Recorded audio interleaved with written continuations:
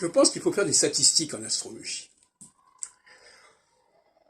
Mais pas de la façon dont l'a fait Gauquelin. Gauquelin qui ne s'intéressait absolument pas à la psychologie. Pas s'y intéresser comme ça de loin, parce qu'il citait des auteurs qui avaient travaillé là-dessus. Mais son travail de chercheur ne concernait pas la psychologie, en tout cas pas directement, qu'on puisse dire. Pour moi, les statistiques qui sont...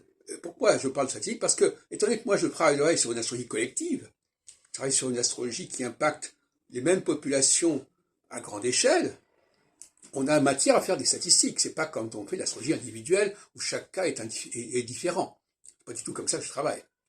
Et par conséquent, notamment, je pense que les statistiques de mariage et de divorce devraient être mises en rapport, en vis-à-vis des changements de phase septennaux, soit équinoxiaux, soit alternativement solsticiaux.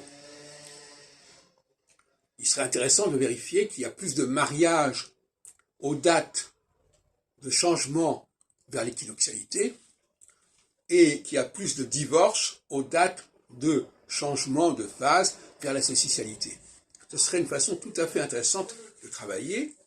C'est pour ça que je suis d'accord avec Popper quand il parle de la question de la falsifiabilité de l'astrologie.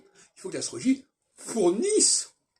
Alors, on dirait que c'est un petit peu masochiste de fournir des arguments pour qu'on puisse vous contrer, mais à mon avis, c'est la moindre des choses, et dans le domaine scientifique, c'est comme ça que ça se passe. Si je ne fournis pas des possibilités de contredire ce que je dis, je ne fais pas un travail scientifique.